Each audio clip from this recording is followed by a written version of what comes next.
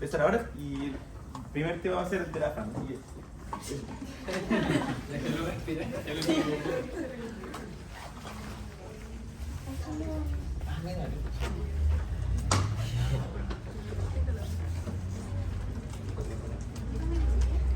Ya. Hola, ¿cómo están? Ojalá que estén bien. Ya, este va a ser lo que vamos a ver como a grandes rasgos hoy día. Damos por hecho que todos se metieron a la identidad de electro, así que lo vamos a saltar un poco. Pero vamos a empezar con el iotropismo y cromotropismo. Ya, como introducción, es necesario como recordar algunos conocimientos que nosotros sabemos que saben, pero que igual es importante. Por ejemplo, la función del corazón, que es bombear o mantener el flujo sanguíneo a todos los tejidos, tanto centrales como periféricos del cuerpo. Además, el corazón, como órgano y también como tejidos, es altamente aeróbico. Eso quiere decir que necesita grandes cantidades de oxígeno para poder funcionar. Casi tan altas como los niveles que necesita el cerebro. El corazón se separa en aurícula y ventrículo derecho y aurícula y ventrículo izquierdo. Y dependiendo de eso, tiene distintas presiones. En el caso del lado derecho, recibe sangre de las venas cavas y su presión es entre 80 y 120 milímetros de mercurio. Por otro lado, el lado izquierdo recibe sangre de las venas pulmonares y la presión es de 0 a 20 milímetros de mercurio. Ambas partes se diferencian aproximadamente por 0.4 segundos como en su bombeo. Y esto es lo más importante porque acá nos vamos a agarrar para seguir con el resto. Todo este sistema cardiovascular, en realidad el corazón, tiene 5 propiedades. Si yo las ordené ahí para que formen la palabra cerca, para que ustedes se acuerden, que son conductividad, excitabilidad, relajación, contractilidad y automatividad. Ya. El potencial de acción del músculo cardíaco se supone que lo vimos en el fisio 1, pero de todas formas es súper importante, sobre todo en la fase 2, que es de la meseta, que la recuerden. Así que vamos a hacer un resumen rápido. Fase 0, despolarización rápida, activación del nodo sinoauricular, que es como nuestro marcapasos natural, y hay una apertura masiva de canales de sodio. Es por eso que está este pic acá, que esta la saqué del, no sé si en el año presentante que nos mostraron a nosotros, pero esta está en la del año pasado. Hay un pic ahí porque hay un cambio de voltaje muy grande por la entrada de sodio, que pasa como de menos 85 milivoltios a 20, o sea, es algo muy rápido y como muy masivo. Después viene la fase 1, que es la repolarización inicial, en donde los canales de sodio se cierran y hay una apertura de los canales de potasio.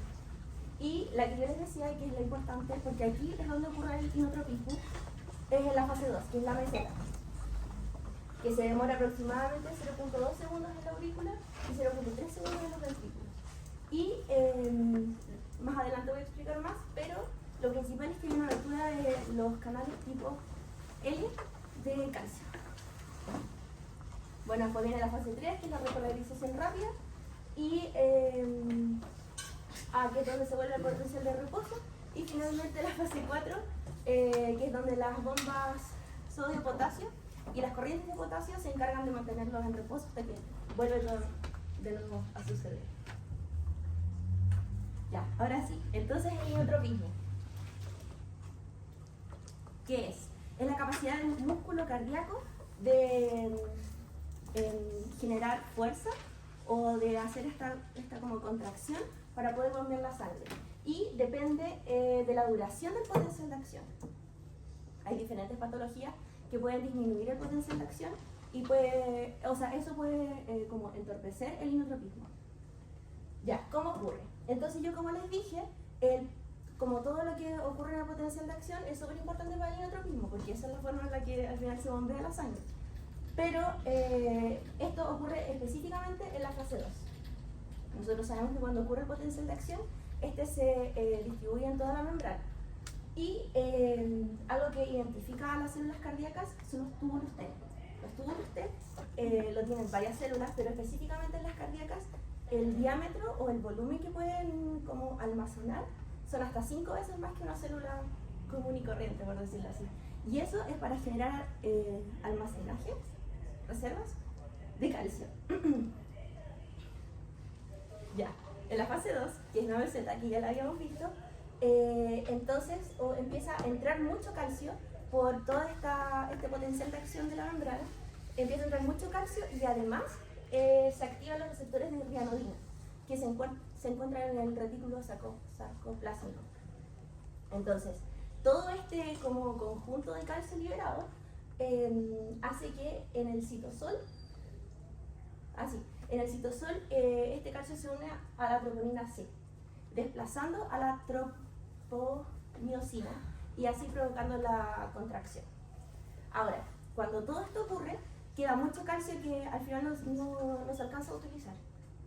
Y para eso, parte de este calcio vuelve a entrar al retículo sarcoplásmico por medio de la bomba de calcio ATPasa y también sale como al espacio extracelular para reservar de nuevo los túbulos T por cotransportadores calcio-sodio.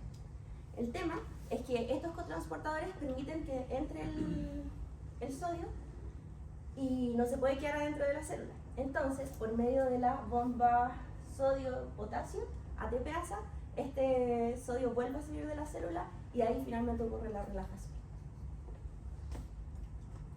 Ya, ahora el inotropismo. Tenemos dos tipos, como porque, claro, cuando uno entiende por inotropismo, tiende a entender como la contracción, que en realidad es como esa fuerza que tiene el corazón. Entonces hay un inotropismo positivo y un inotropismo negativo. El positivo, como se sobreentiende, es cuando el corazón ejerce esa fuerza y como que bombea. Entonces hay mayor fuerza de contracción y por lo tanto hay mayor volumen sistólico y eso desencadena un mayor gasto cardíaco. Por otra parte, el inotropismo negativo es todo lo contrario. Hay una disminución de la fuerza de contracción, por lo tanto hay menor volumen sistólico y menor gasto cardíaco, que eso lo van a ver más adelante, pero es importante que lo tengan en cuenta. Y hay ciertos factores, drogas o químicos naturales que tiene el organismo que pueden generar un alza del inotropismo o una disminución. Entonces tenemos los inotrópicos, que son como todo este conjunto de químicos. Que en el lado de los inotrópicos positivos, que son los que aumentan la fuerza de contracción, tenemos las catecolaminas, la activación del sistema simpático y los digitálicos. Los digitálicos son un tipo de fármacos que se utiliza para la insuficiencia cardíaca.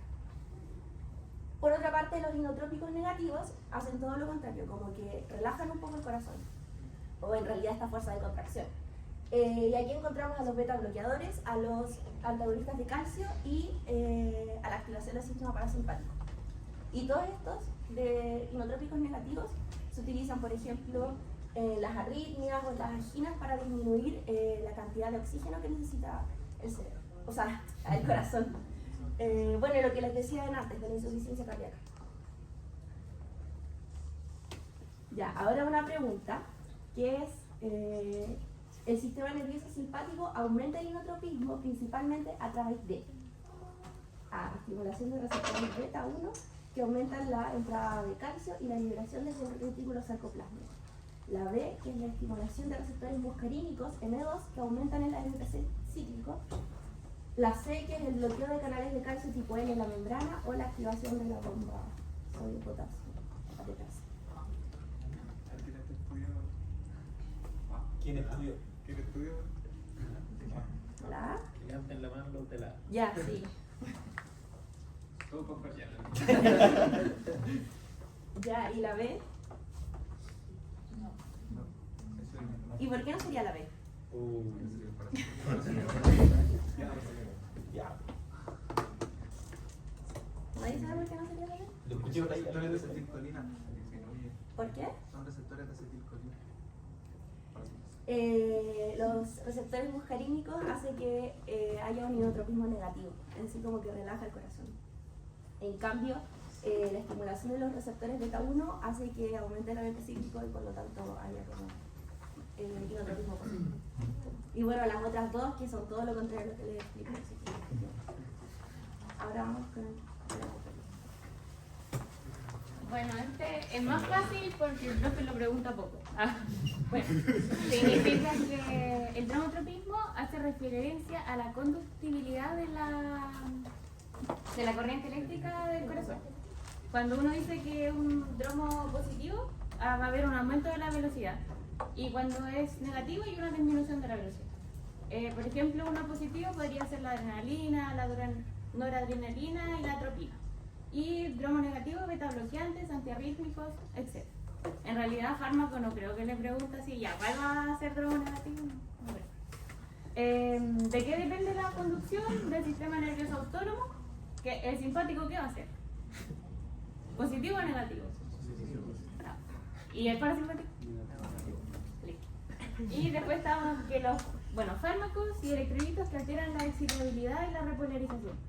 Aquí es un poco complicado porque en realidad hay algunos cambios electrolíticos que no van a ser tan marcados en el electrocardiograma. Pero por ejemplo, una hipercalemia, ¿qué va a hacer? Si aumenta el potasio. ¿Se va a repolarizar o hiperpolarizar? Ya, sí. Y si se hiper le va a costar más hacer el clic y dar la despolarización. Después seguramente el profe, como para explicarle un poco, le colocó los bloqueos atrioventriculares. Esto todavía no lo hemos visto nosotros, así que menos ustedes, ¿ya? Así que en realidad era como un ejemplo de que son una expresión clásica del traumatropismo negativo. Y ya, esto sí que obvio, ya miren, en una taquicardia supraventricular, ¿necesitan un tromo positivo o no negativo? Taquicardia. Negativo. Y eso sería todo. Ya, esta es una pregunta de prueba. Súper fácil, súper fácil.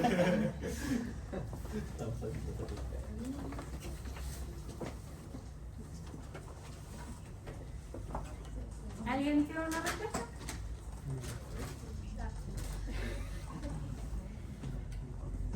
¿Nadie? ¿Y por qué? Porque indica que está conduciendo la corriente eléctrica a través de la pared ventricular y la orientación del corazón se ve con forma de una fórmula que se resta. Sí, hay un eje raro. Pero la forma más fácil de interpretarlo es uno cuando está viendo el complejo QRS. ¿Qué está viendo? Perfecto. Y después, la orientación del corazón en el tórax tiene que... Es algo como... hay que imaginárselo. Porque, por ejemplo, si una persona mide 2 metros y le hacen un electro, ¿va a estar más lejos del electrodo o no? Entonces eso están viendo más o menos. No significa que en el electrocardiograma va a aparecer así un complejo, no. Pero eso se hace referencia a la orientación del corazón en el tórax. Un hipertrofio igual porque mueve la punta para allá. Claro.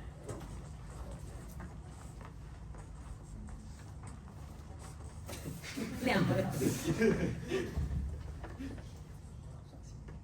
Esta sí que es fácil. Ya no da más de fácil.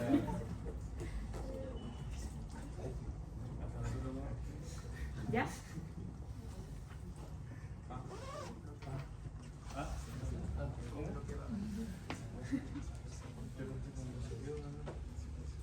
¿Sí?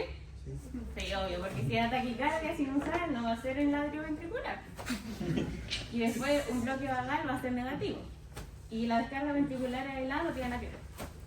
¿Alguna duda, consulta? ¿No? Bueno, perfecto. Yo tengo una duda. La pregunta anterior, la C, recuerdo que el profe igual había hablado un poco de la distancia que tenía que ver el corazón con la pared torácica y que aumentaba un poco la amplitud. Eso sí tiene razón. Entonces, no... ¿Por qué se descarta totalmente? No sé, pero puedo buscarlo. Según la duda, Sí, según yo igual.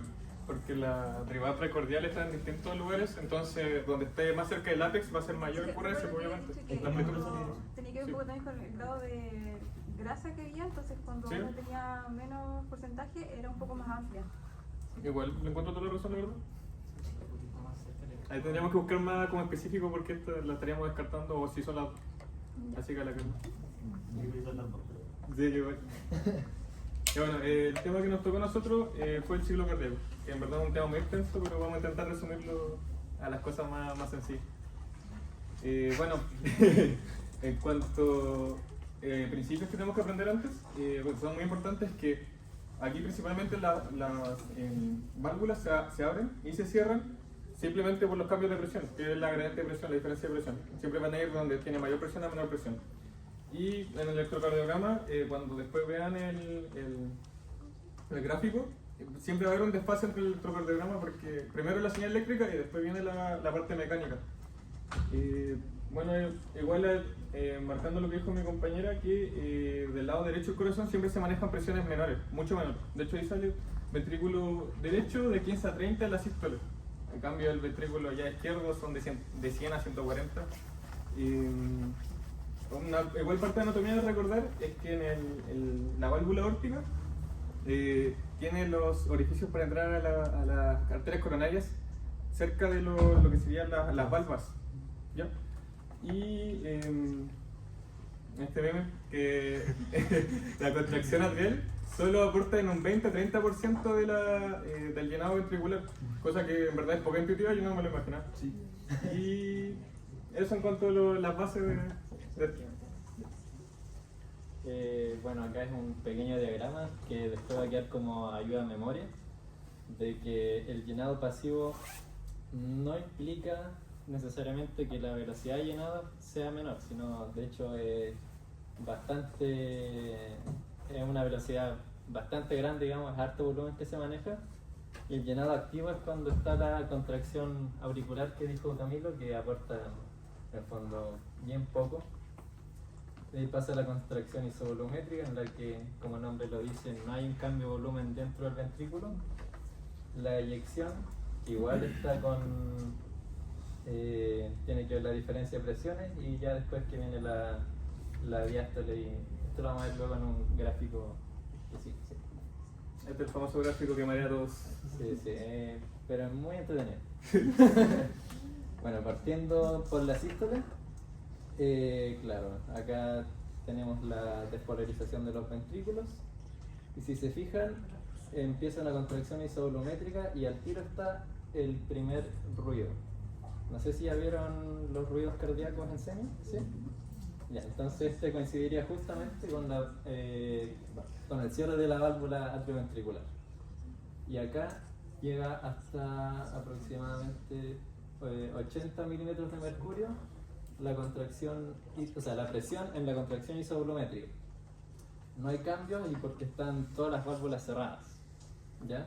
Entonces tiene que pasar la presión que hay en la válvula aórtica recién para que se abra esta misma. Y ahí sube la presión y claramente va a bajar el volumen ventricular, que acá está en el volumen telediastólico de 130, y bueno, baja hasta aproximadamente 50, que sería el volumen telesistólico. Y claro, esta acá coincide después con el inicio de la diástole, que lo nombra Camilo, pero con el segundo ruido, que sería el cierre de la válvula aórtica. Bueno, la presión auricular, que acá se ve que empieza como a subir un poquito en la sístole.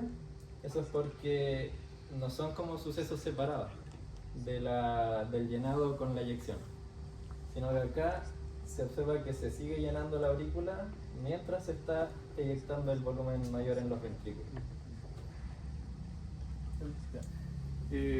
Bueno, en lo que sería la sístole en sí, pasando al final de la sístole, ocurre que al ir terminando ya la sístole hay una diferencia de presión donde le gana la aorta al ventrículo.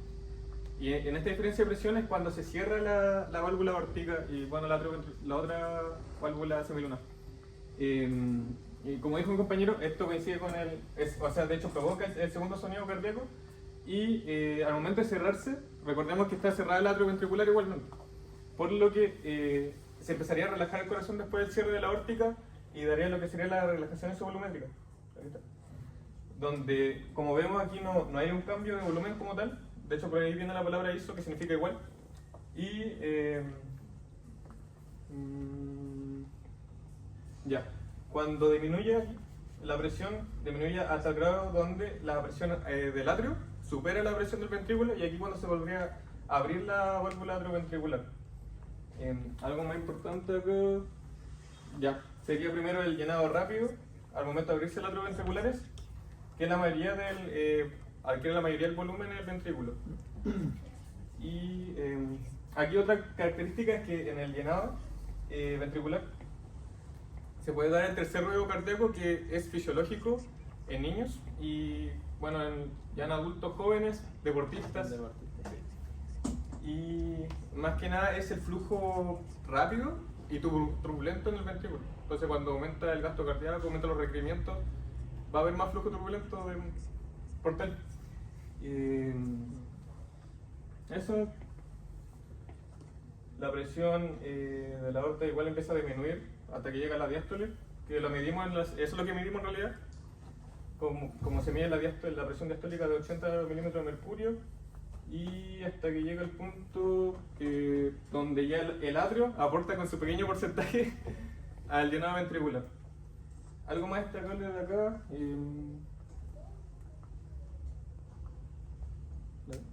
Creo que no hay nada más destacable acá. O sea, esto que no se nombró, que el A y el C. Ya sí, la presión es venosa. Claro, las presiones de las aurículas, que acá aumenta un poquito por la contracción. Acá es el pequeño aporte. El C coincide con la contracción porque la válvula como que le hace una presión a la misma aurícula, entonces igual aumenta un poquito, vuelve a bajar. Y acá es lo que ya dije de cuando empieza ya el llenado de la misma. El otro, que acá el volumen telediastólico con el volumen telesistólico, la diferencia es todo el volumen que sale, que sería el volumen volumen telesistólico. Y bueno, aquí el volumen sistólico. Volumen sistólico. Bueno, aquí cuando se ve la contracción del atrio, debería verse en los casos patológicos el cuarto dedo.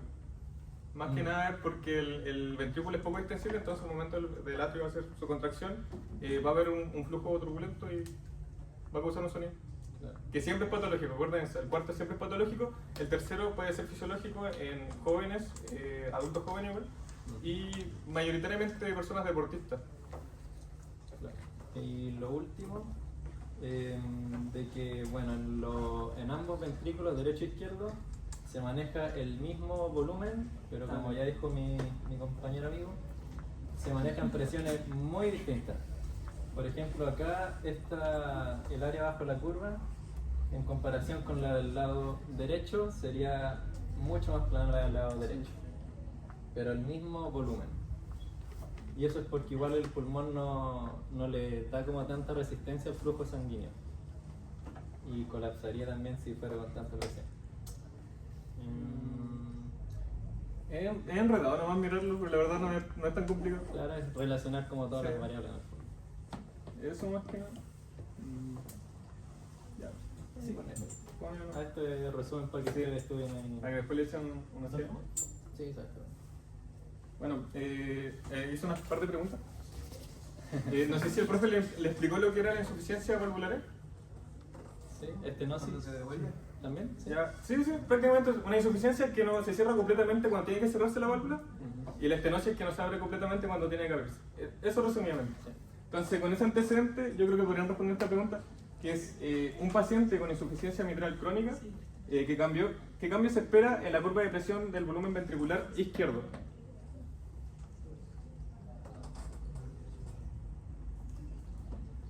Analicen. Piensa. Sí. No es complicado. Dice.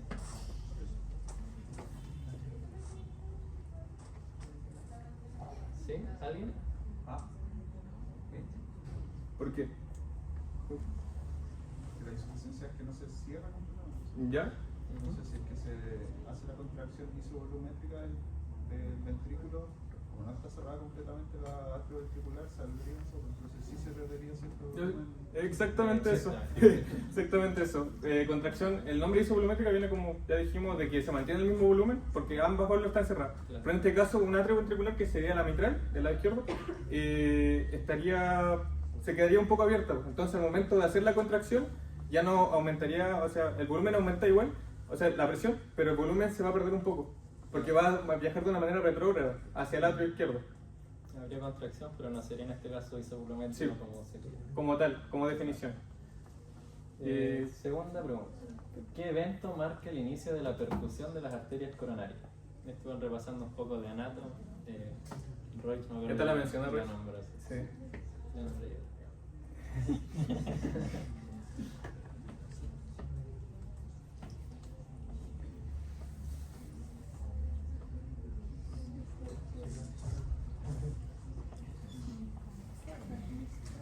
Sí, parece que sí. Fusiones con esto. El Ronald Tipedo, tenía un poco de sueño. ChatGPT. Sí. Sí. Bien. Mi amigo con toque.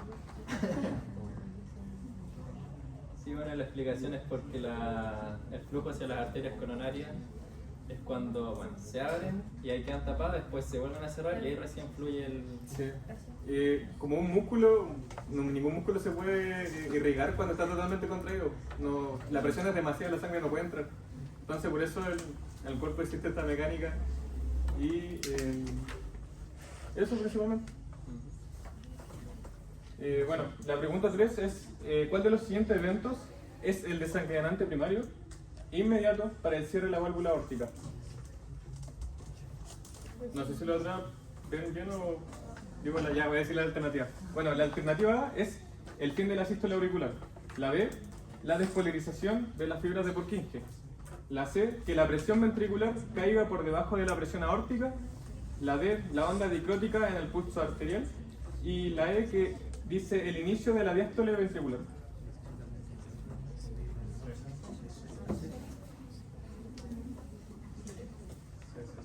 ¿Un consenso?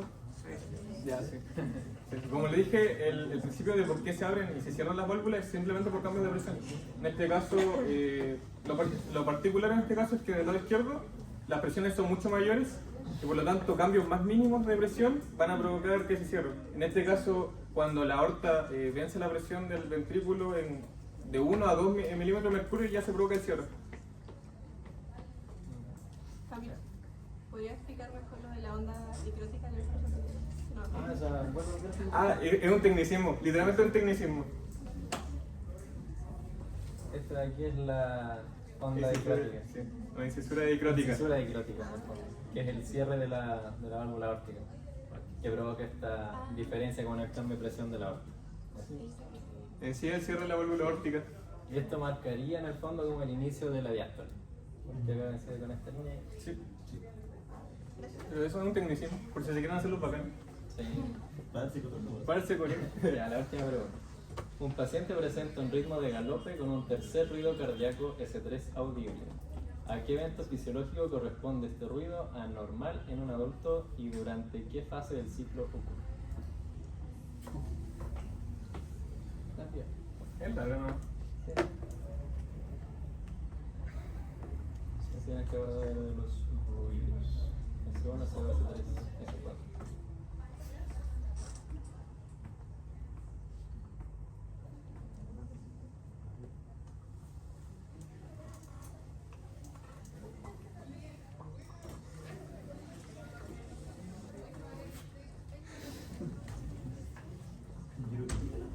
¿La tiene? ¿Alguno?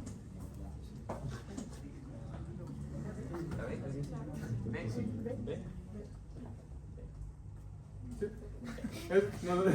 Mayor explicación no tiene. Es Recordar nomás que el Sí. S3 es cuando fluye, de una manera rápida claro, al inicio de... el llenado pasivo pero con flujo rápido hacia el ventrículo. Eso es como poco intuitivo, ¿no? Que es llenado pasivo, pero en verdad es cuando se llena de mayor cantidad del ventrículo. Claro. Por la diferencia de presión es tan grande. No sé si tienen ¿Preguntas? alguna pregunta. ¿Tú?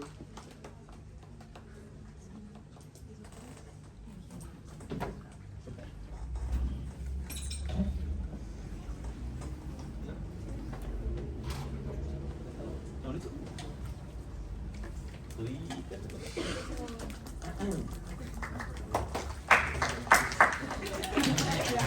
Ya pueden pasar. Ya. Yo voy a hablar del gasto cardíaco y la hemodinámica, más que todo el gasto cardíaco porque hemodinámica igual se toca más adelante. Bueno, como definición, el gasto cardíaco es la cantidad de sangre que va desde el ventrículo hasta la aorta por minuto. Y según fórmula es el volumen sistólico por la frecuencia cardíaca.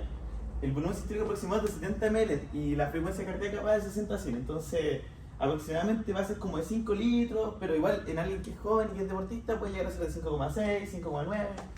Entonces, hay que aprenderse los términos. Bueno, también está el concepto de índice cardíaco. A mí me gusta este concepto porque no es lo mismo el gasto cardíaco de alguien que pesa 60 kilos a alguien que pesa 100 kilos. Entonces, con el índice cardíaco, la superficie con el índice cardíaco como que se estandariza esto. Porque se divide según la superficie corporal y con eso tenía un valor más determinante que te dice las cosas. Bueno, entonces vamos a ver los conceptos del volumen sistólico. Vamos a partir explicando lo que es el volumen diastólico final, el volumen sistólico y el volumen sistólico final. Entonces, cuando el corazón se llena de sangre, cuando ocurre la diástole, llega hasta un punto en que no se llena más. Ese es el volumen diastólico final. O sea, al final de la diástole, el corazón se llena de sangre, ¿cierto? Después, en un momento, se expulsa la sangre y lo que se expulsa es el volumen sistólico.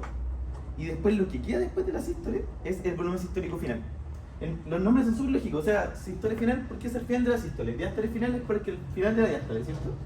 Aquí tengo unas definiciones. Entonces, según la fórmula, se pueden dar cuenta que el volumen diastólico final va a ser lo mismo que el volumen sistólico más el volumen sistólico final. O sea, lo que se va más lo que se queda va a ser lo mismo que el total. Entonces, eso. También está la fracción de eyección, que la fracción de eyección habla del porcentaje de la sangre que se eyecta. Por ejemplo, si es que ya, imagina, llegan 100 ml de sangre al ventrículo. Si llegan esos 100 ml y se expulsan 90, la fracción de eyección sería de un 90%. Entonces, eso. Bueno, entonces, siguiendo con los conceptos, el volumen sistólico, o sea, la sangre eyectada del corazón, depende de tres conceptos principales, o de tres condiciones, no sé. Bueno, la precarga es el grado de estiramiento de las fibras ventriculares al final de la diástole. O sea, cuando el corazón le llega la sangre, ¿qué tanto se estire? Eso es la precarga. Entonces, la precarga siempre se va a relacionar con el retorno venoso, o con el ¿así se llama? Ya, pues entonces, por ejemplo, mientras más sangre llega según las venas, mayor va a ser la precarga. Eso es como, siempre es como directamente proporcional así. Después, la poscarga va a ser la resistencia que el ventrículo debe vencer para inyectar la sangre. Entonces, por ejemplo, si yo quiero echar la sangre, sacar la sangre, y hay una wea que me lo están pidiendo, esa es la poscarga. Entonces, ahí me gusta verlo como que la precarga beneficia al gasto cardíaco, o sea, lo aumenta, y la poscarga lo disminuye. Entonces, por ejemplo, un ejemplo de poscarga podría ser una estenosis aórtica, donde como la válvula está así tan poco móvil que la sangre no sale, es una resistencia extra, entonces todo es una poscarga. Y bueno, la contractibilidad, que también es la fuerza intrínseca de contracción del miocardio, que eso depende de altos factores, porque esto es lo que habló la FER, que son los fármacos, el sistema nervioso autónomo, los electrolitos, todo eso. Entonces, esos tres factores se juntan con el volumen sistólico y lo forman. Entonces, todo esto modifica el gasto cardíaco. Eso. Bueno, entonces, hablando de los determinantes del gasto cardíaco, recuerdo la fórmula que el volumen sistólico por la frecuencia cardíaca. Hay factores que aumentan, hay factores que afectan la precarga y factores que afectan la poscarga. Si la precarga aumenta, siempre va a aumentar el gasto cardíaco, o sea, va a salir más sangre por minuto. Si la poscarga aumenta, el gasto cardíaco siempre va a disminuir, porque la poscarga es como un cacho para la sangre, entonces si hay muchos cachos no va a salir tanto. Entonces, en la precarga, por ejemplo, si es que hay un medio retorno venoso, aumenta la precarga. ¿Por qué? Porque el corazón se estira más.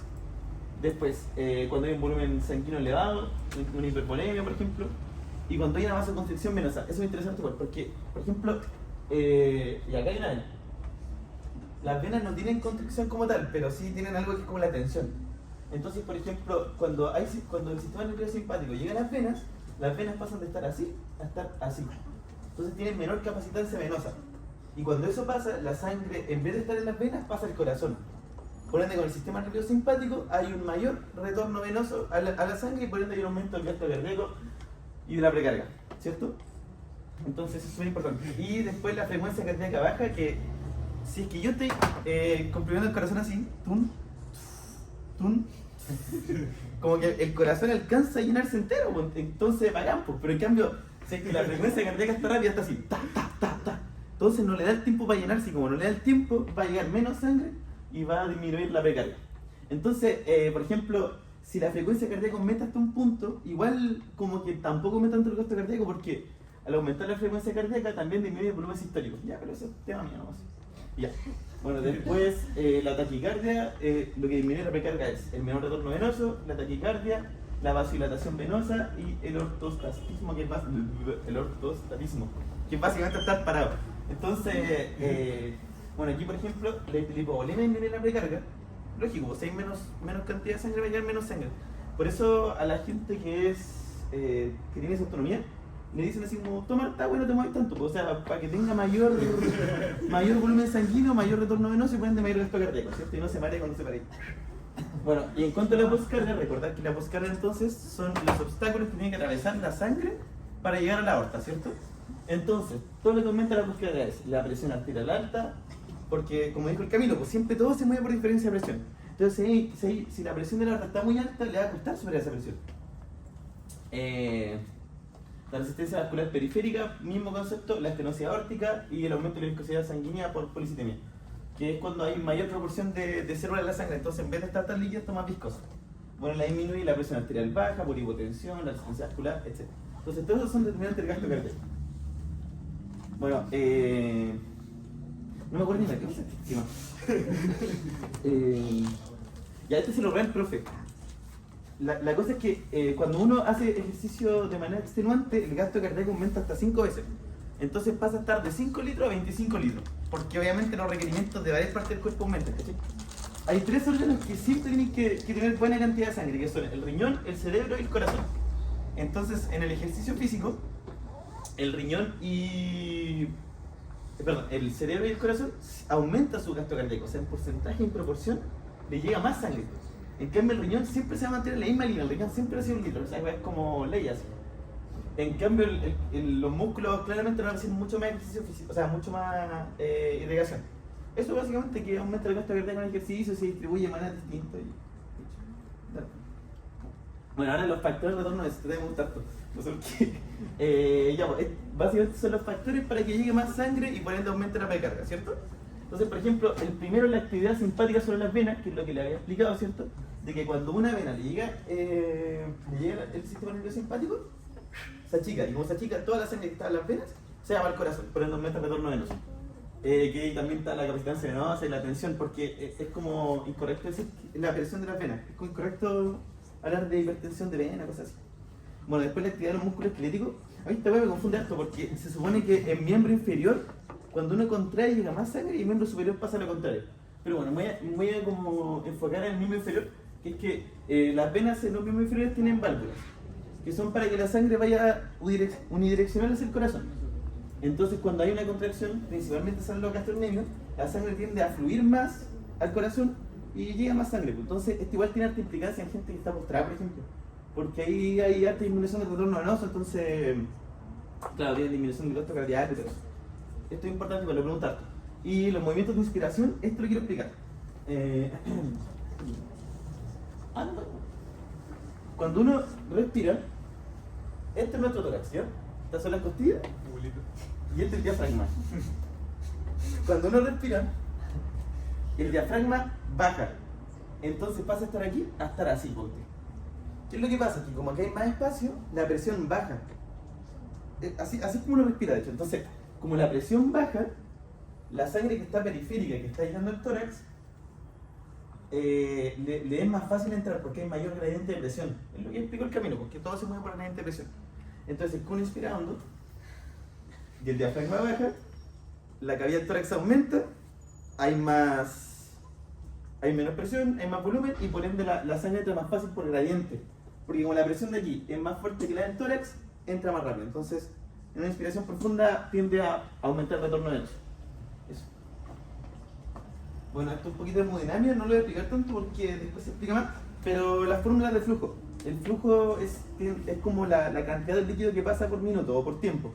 Entonces, la fórmula es la diferencia de presión, que es lo que explicó el Camilo, que he dicho 1000 veces, que todo se mueve por presión, partido en la resistencia, ¿cierto? Entonces, la resistencia tiene fórmulas 8 por la viscosidad, por la longitud, partido en pi por el radio al cuadrado. Entonces no se lo tienen que saber, pero es para que la entiendan. O sea, por ejemplo, si yo aumento la viscosidad de la sangre, va a aumentar la resistencia y por ende el flujo va a ser menor. En cambio, si es que yo aumento el radio de una arteria, por ejemplo, esto va a ser mayor, por ende la resistencia va a ser menor y por ende el flujo va a ser mayor. Eso es como todo lo que tienen que saber. Después, bueno, el corazón, o sea, perdón, la sangre siempre se mueve en un flujo laminar, que es que en el centro es más rápida y a las periferias más lenta por el roce con las paredes de la arteria, ¿cierto? Entonces, cuando hay factores que le afectan, se vuelve turbulento, que es cuando salen soplo y cosas así. Entonces, está el número Reynolds, que es para determinar cómo hacer el flujo, que es la velocidad lineal por el radio del tubo por la densidad partido de la viscosidad. Lo mismo de antes, entonces 100 menor de 1000 va a ser laminar y 100 de 1500 2000 es turbulento. Entonces, es para que entiendan la fórmula, es simplemente eso. Entender que, por ejemplo, si la viscosidad aumenta, va a tender a ser más turbulento, por ejemplo, cosas así. Eso. Y que la sangre viaja más rápido al medio del vaso Sí. que alrededor como un río. Porque la periferia choca con las paredes, entonces siempre va a andar más lento. Resistencia al flujo, entonces siempre va a ir más rápido al medio. Bueno, esto igual es un toque no porque lo van a explicar más adelante, que es la presión arterial. Que bueno, la presión arterial va a ser el gasto cardíaco por la resistencia periférica total. Esa es la fórmula de la presión arterial. Entonces, la presión sistólica depende de la distensibilidad, porque aquí yo tengo una arteria, punto. Cuando hay sístole, esta hace esto. Eso depende de la distensibilidad. En cambio, cuando hay diástole, vuelve a su posición original. Y eso es por la elasticidad, ¿cierto? Bueno, después, ¿qué es la presión de pulso? Esto es porque lo pregunto, ¿no? Que la presión de pulso es la diferencia entre la presión diastólica y sistólica. O sea, si yo, por ejemplo, tengo el pulso radial, lo que siento ahí es la presión sistólica a diferencia de la presión diastólica. Eso es todo. Bueno, después está la presión arterial media. La presión arterial media es como una forma de sacar un promedio entre la diastólica y la sistólica que tiende a ser de 93. Ese es como el promedio. Pregunta por valores. ¿Sí? Y bueno, ahí está como la forma de sacarlo numéricamente, pero igual se sabe que es el gasto cardíaco por la resistencia vascular sistémica más la presión venosa central. Entonces, estos son factores que aumentan la presión arterial media. Entonces, por ejemplo, si es que aumenta el gasto cardíaco, aumenta la presión, si aumenta la resistencia vascular sistémica, aumenta la presión, y si aumenta la presión venosa central, igual. Ya, pucha, la voy a responder yo porque no quiero perder tanto tiempo en esto, así que ya, la primera es, el volumen sistólico en un adulto promedio en reposo habíamos determinado que el volumen sistólico promedio es de 70, entonces la más correcta es la B. Después, es un factor que aumenta el gasto cardíaco, aquí sería el aumento de la PK, por lo que habíamos dicho. La activación parasimpática no hace todo lo contrario, los efectos neurolíticos igual generan una vasodilatación, entonces no, y el aumento de la poscarga tampoco, todo lo contrario. Después, la presión de pulso es una medida de, lo que habíamos dicho, la diferencia entre la presión sistólica y diastólica. Son todas preguntas del año pasado, por si acaso. Después, ¿en cuál de las siguientes situaciones hay un aumento de retorno venoso? En este caso es por la estimulación simpática, por lo que había explicado aquí, porque una vena tiende a aumentar su tensión. Después, ¿cuál de los siguientes factores aumenta el retorno venoso? En este caso la inspiración forzada, por lo de acá. Y eso. Dale. Después, bueno, en relación a la presión arterial media, es correcto afirmar que, y para eso le había pasado como a la fórmula, que aquí la correcta es la A. Si disminuye la fracción de eyección, la presión arterial media disminuye. O sea, si sale menos sangre del corazón, va a disminuir el gasto cardíaco y por ende va a disminuir la presión arterial. Chuta. Después, la última es un determinante de la precarga y al aumentar o la incrementa es el agua corporal total. O sea, si es que uno toma esta agüita o si es que tiene más bulimia, tiende a haber más precarga por el tema del retorno venoso. Así que eso. Ahí está la pauta para que la estudien ustedes. Y eso, Carlos, gracias.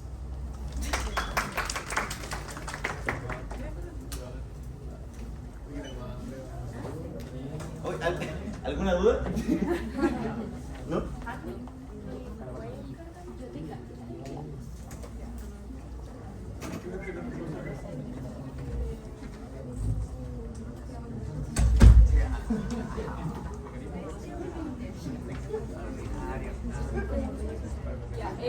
Nosotras vamos a presentar sobre la microcirculación hoy día.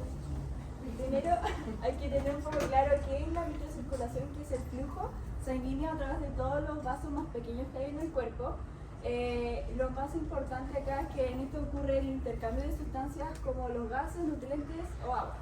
Dentro de las funciones más específicas que tiene están el filtrado glomerular para la formación de la orina, el intercambio de gases en los pulmones y también la termorregulación en la circulación cutánea. Dentro de la microcirculación hay diferentes estructuras como las arteriolas y las vénulas. Y también los capilares, los cuales hay 3 tipos. Están los continuos, en donde la membrana está muy unida, por lo tanto son poco permeables. Estos se encuentran principalmente en la barrera hematoencefálica. Los fenestrados, que tienen como poros, por lo tanto son un poco más permeables. Y estos se pueden encontrar en los glomérulos renales. Y por último, los discontinuos, que son los que tienen como más espacio entre medio de las células epiteliales, por lo tanto son mucho más permeables. Esta imagen más que nada es como para recordar los tipos de difusión que hay en la célula. Dentro del intercambio principal que ocurre en la microcirculación está la difusión, que es el principal. De la difusión, lo más importante obviamente es la diferencia del grado de concentración que hay, y según esto se va a mover más rápido o más lento. En este esquema de acá se pueden ver como los diferentes tipos de transporte que tienen las diferentes sustancias. Por ejemplo, los lípidos que atraviesan la membrana, los que son como el agua, atraviesan a través de los poros, y las proteínas plasmáticas, aquí sale una flechita como rebotando porque no debería salir afuera del vaso. Ya, ahora hablando de las fuerzas de Starling, estas más que nada son muy importantes para entender varios procesos fisiopatológicos como el edema. Ahí está la fórmula, pero no pregunto mucho por fórmula. Y en el gráfico de acá lo más importante es saber que esta área como que está entre tanto la presión oncótica y la hidrostática tiene que ver con la filtración, y la parte de acá con la reabsorción del agua.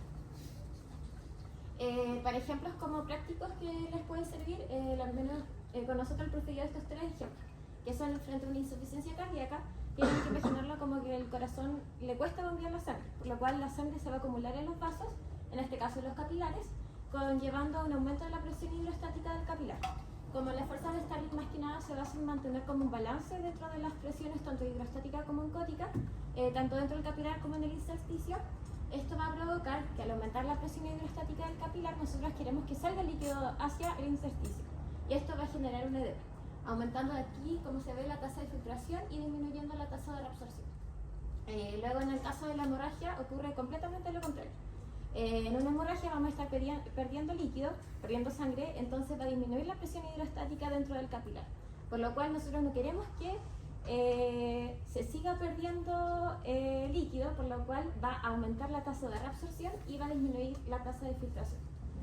Y finalmente, ante una falla hepática se van a perder más que nada proteínas, porque es encargado de producir las proteínas, y frente, por ejemplo, a una hipoalbuminemia, que es una de las proteínas fundamentales dentro de los capilares, que se utiliza para tanto transporte y otras cosas, va a caer la presión oncótica dentro de este capilar, provocando que nosotros no querramos que más líquido entre a las células, porque si entra más líquido a la célula va a disminuir aún más la presión oncótica. Entonces, para balancear esto, va a aumentar la tasa de filtración y va a disminuir la de reabsorción, provocando edema nuevamente. Y más como con lo que estaba hablando Lucas, el cuerpo frente a distintas, por ejemplo, el ejercicio tiene que adaptar tanto el gasto cardíaco como el flujo. Y el flujo se redistribuye dependiendo en dónde lo vayamos a necesitar. Por ejemplo, frente al ejercicio, el músculo esquelético va a necesitar mucha más cantidad de flujo para realizar sus necesidades metabólicas, y en el caso de la piel, que controla la pérdida de calor a través de más o menos flujo. Así que eso. Y órganos como riñones, hígado y cerebro, que son unas como de las más importantes dentro de nuestro cuerpo, necesitan grandes cantidades de sangre. Lo podemos ver como en relación. Ahí, por ejemplo, podemos ver que en un flujo normal los riñones tienen 400 mililitros por minuto, y en comparación al resto de los órganos, como el músculo esquelético.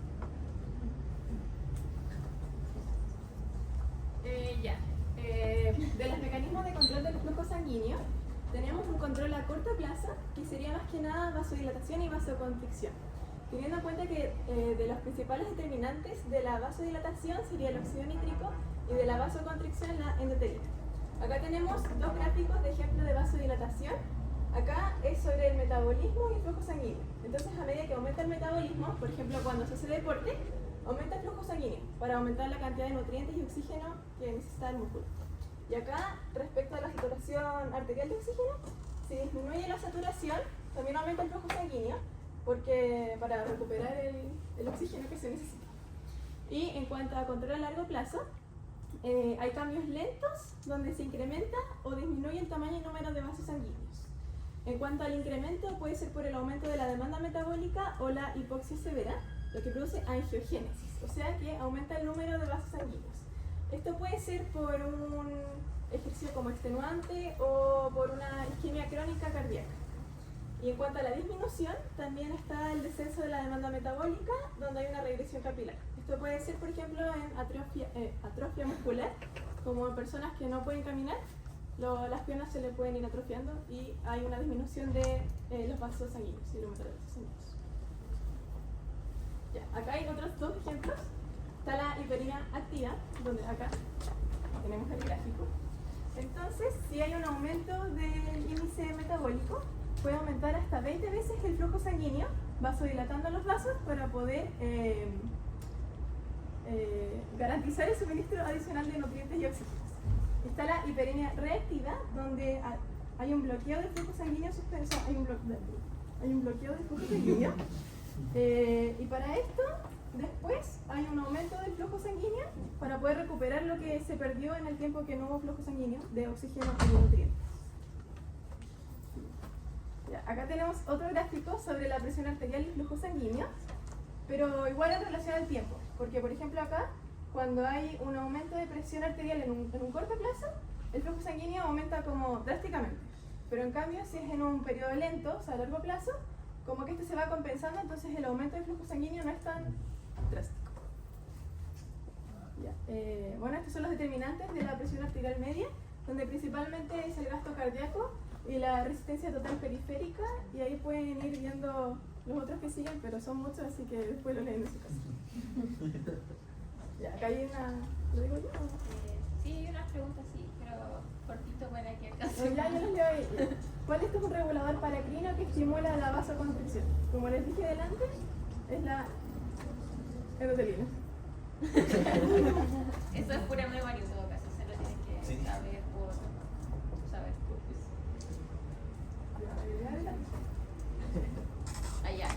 Ya que hombre de 47 años con diagnóstico 2 sacó de un chequeo médico, su doctor le prescribe una rutina diaria de caminar y paso rápido durante 30 minutos. Durante este ejercicio aeróbico, así cuál de los siguientes órganos del flujo se mantiene relativamente constante. Esto no lo explicamos muy bien dentro de nuestra presentación, que es la autorregulación en este caso del cerebro, pero es más que nada porque el profe no lo ahonda casi nada en la prueba. Así que ahí sería cómo se ve el cerebro, porque el cerebro, al ser uno de los órganos fundamentales, tiene que mantener el flujo de forma constante, y eso lo realiza a través de vaso dilatando o contrayendo, dependiendo cuánto flujo le está llegando. Entonces, si llega, por ejemplo, durante el ejercicio le llega mucho flujo, el cerebro va a tender a vasodilatar los vasos para que no sea tan de golpe. Y eso. Cuando aumenta el radio de los vasos arteriolares, ¿cuál de los siguientes se incrementa? Esto estaba en la fórmula que dijo Lucas.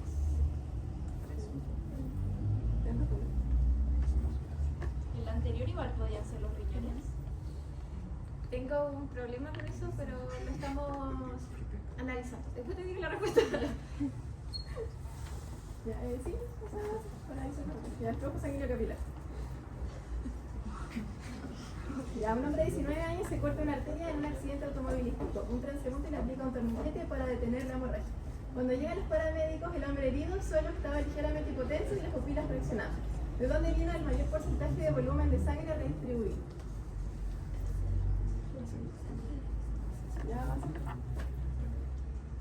Ya, de las venas y venas.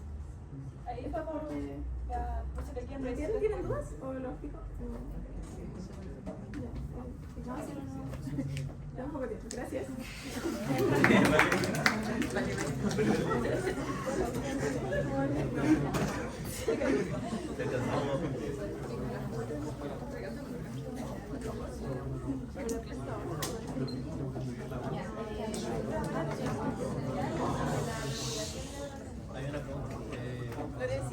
¿Puedes explicar la última pregunta?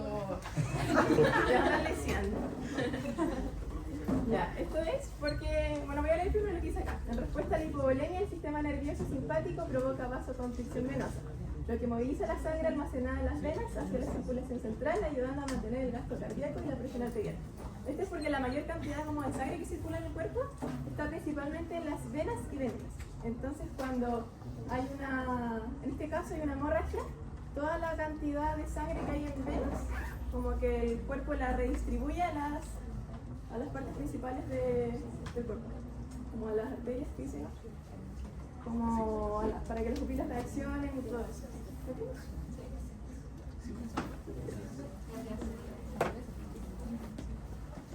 Ya, ahora vamos a ver sobre la regulación de la endorfina.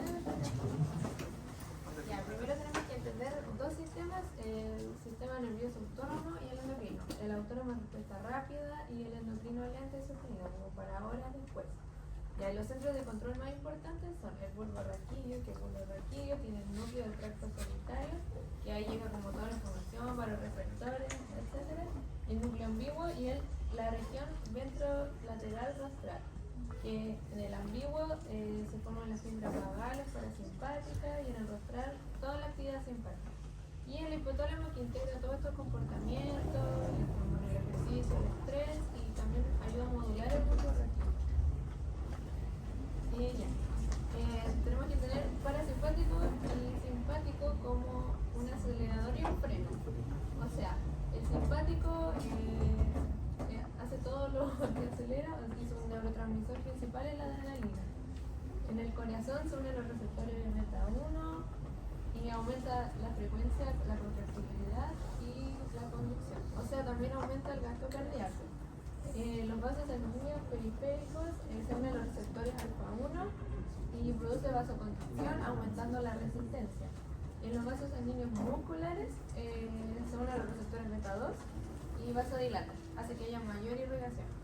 También luego tenemos el parasimpático que detiene todo esto y el principal neurotransmisor es la acetilcolina y su efecto en el corazón se une a los receptores M2, disminuyendo la frecuencia, la contractilidad y la conducción. Y los vasos tienen inervación limitada y vasodilatación en áreas específicas. Bueno, los vasoreceptores son receptores que sensan cambios de presión que tienen que ser de un 5%. Y esto, cuando hay una distensión de la arteria, va a haber una deformación mecánica de estos receptores y esto va a incrementar la frecuencia de disparo hacia el núcleo del tracto solitario. Entonces, cuando se aumenta esta frecuencia, se disminuye la actividad del sistema nervioso simpático y aumenta la del parasimpático. Entonces, de esta forma se disminuye la presión arterial. Y bueno, si disminuye la presión arterial, al haber menor distensión, va a haber menor descarga y esto aumenta el sistema nervioso simpático, lo que produce una vasoconstricción y así se aumenta la presión. Y los voloreceptores son receptores que sensan cambios de volumen que tienen que ser de un 10%, y cuando esto específicamente están en las venas cava, entonces cuando aumenta el retorno venoso se va a liberar péptido natriurético, que lo que hace es favorecer la natriuresis y la diuresis. Y los varios receptores, se me olvidó decir, que estaban en el arco aórtico y el seno carotídeo.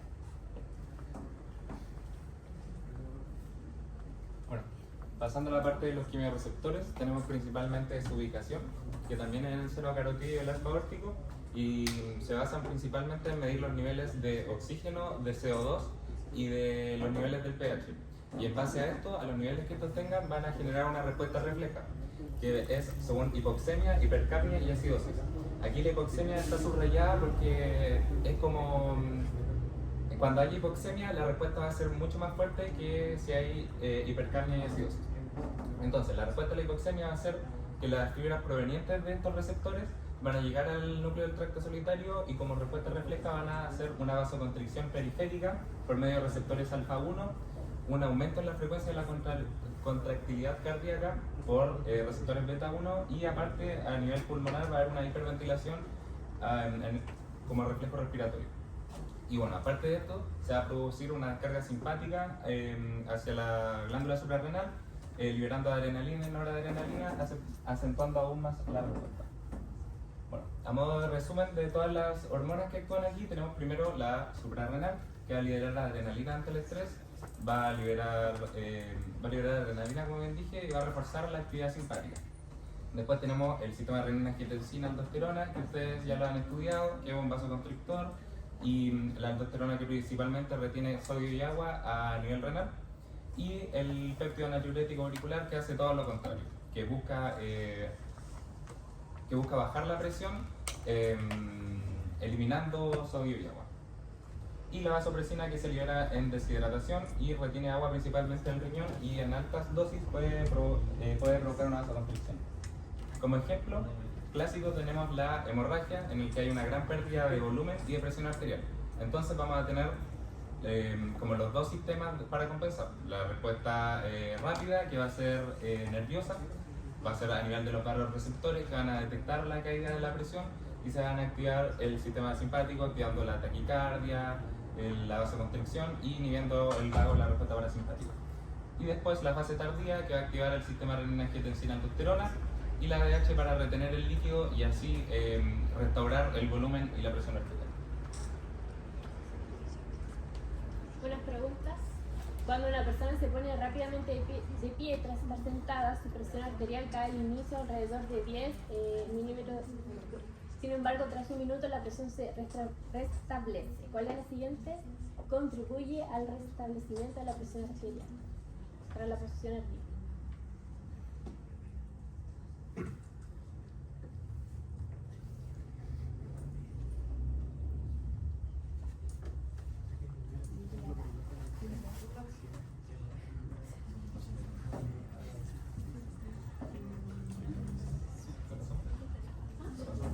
¿Alguien tiene alguna idea?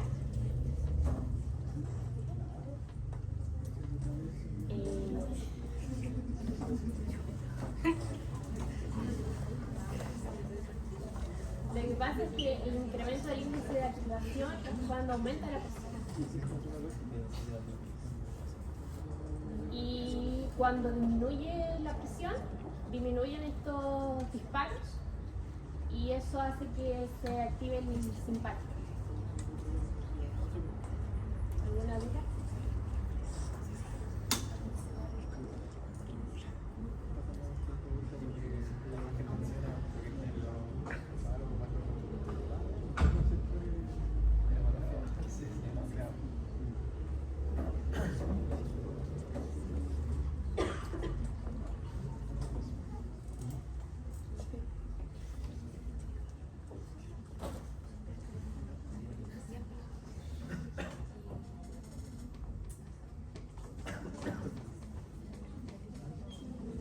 ¿Cuál será?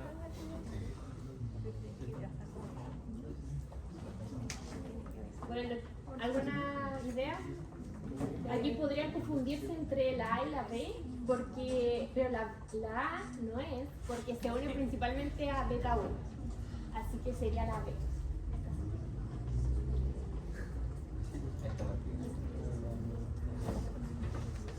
Esta es parecida a la primera. Es realmente como la misma pregunta.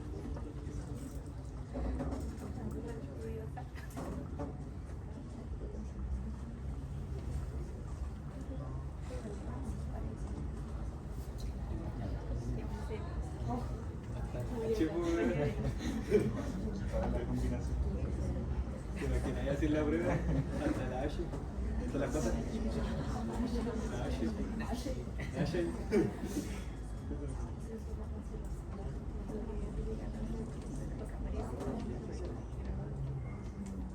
Cuando hay una hipotensión ortostática baja la presión. ¿Y qué es activar? Simpático. Y eso genera una vasoconstricción en la arteria, la vena, y eso hace que aumente la presión de llenado circulatoria, que sería lo que hizo aquí. No sé si se entiende.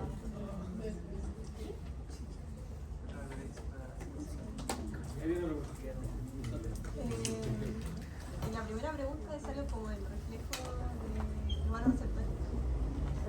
Y salen tantas preguntas que he visto y no sé por qué no sería como, o sea, por qué no incrementa el índice de activación. porque cuando baja la presión no hay como esta distensión de las arterias, entonces la distensión de la arteria genera ¿cuál es la palabra? Deformación mecánica de los receptores, y al deformarse aumenta la frecuencia de disparos, y eso es cuando aumenta la presión. Pero aquí en la hipotensión hay una disminución de la presión, entonces disminuye la frecuencia de disparos, y cuando disminuye la frecuencia de disparos se activa la simpática. Gracias.